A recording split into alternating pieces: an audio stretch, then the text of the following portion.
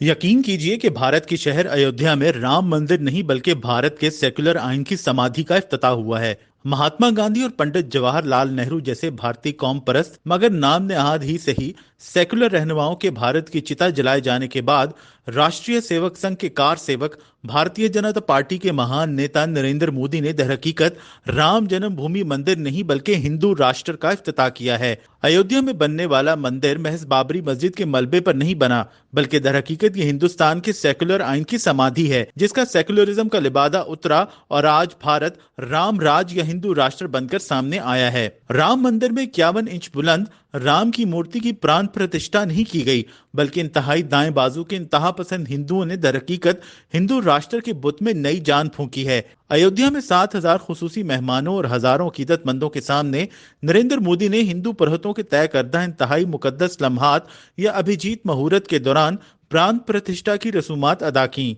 ये मुहूर्त वाराणसी के ज्योतिषी गणेश्वर शास्त्री द्रावड़ के हिसाब किताब के मुताबिक सिर्फ 84 सेकंड्स पर मुहित था। प्राण प्रतिष्ठा के दौरान हिंदू धर्म के 150 मकातिब फिक्र के साथ भारत के 50 के लगभग कबाइलियों की नुमाइंदगी भी मौजूद थी। ये वो रसूमात हैं जो किसी नए बुत या मूर्ति को किसी मंदिर में पूजा से पहले मूर्ति को भगवान का दर्जा देने या उसे पूजा के लायक बनाने के लिए अदा की जाती हैं। आम जुबान में प्राण प्रतिष्ठा का मतलब जिंदगी देना या रूह फूंकना करार दिया जा सकता है। तो मोदी जी ने प्राण प्रतिष्ठा करके राम की मूर्ति में तो रूह फूंक दी लेकिन भारत के सेक्युलरिज्म की रूह खींच ली। राम मंदिर और अयोध्या को हिंदुओं के लिए वेटिकन बनाने के चक्कर में मोदी जी दर हकीकत भारत के आजादी के रहनुमाओं के सीने पर मूंग दलकर खुद को महानता के सबसे ऊपर के दर्जे पर विराजमान समझ रहे हैं। हकीकत तो यह है कि हिंदू धर्म के बाज पंडितों ने भी राम मंदिर को उसकी मौजूदा सूरत में पूजा के लिए खोलने की मुखालफत की क्योंकि उनका मानना है कि नामुकम्मल राम मंदिर भगवान की मूर्ति के शायान शान नहीं और उसे खोला नहीं जा सकता। इसी तरह ऑपोजिशन कांग्रेस पार्टी और मगरबी बंगाल की वजीर आला ममता बनर्जी भी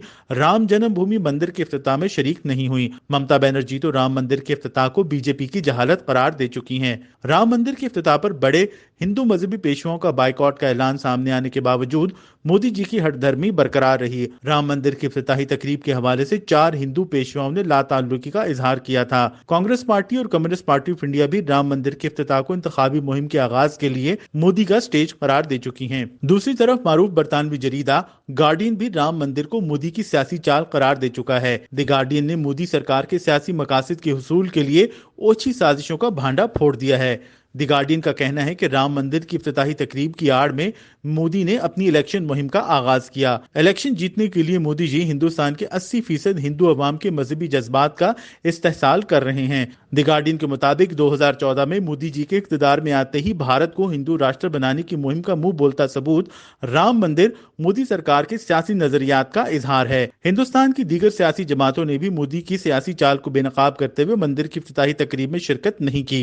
हिंदुस्तान के बड़े मंदिरों के सरबराहों और पंडितों ने भी राम मंदिर के इफ्तिताह को गैर मजहबी करार देते हुए शिरकत से इनकार किया। बीजेपी अयोध्या में राम मंदिर के इफ्तिताह को हिंदुस्तान और दुनिया भर में अपनी मकबूलियत बढ़ाने के लिए इस्तेमाल कर रही है। इंतहा पसंद हिंदुओं ने 1992 में आरएसएस और बीजेपी की क़यादत में बाबरी मस्जिद को शहीद कर दिया था। बाद अज़ां एहतजाज करने वाले हजारों मुसलमानों को भी शहीद किया गया।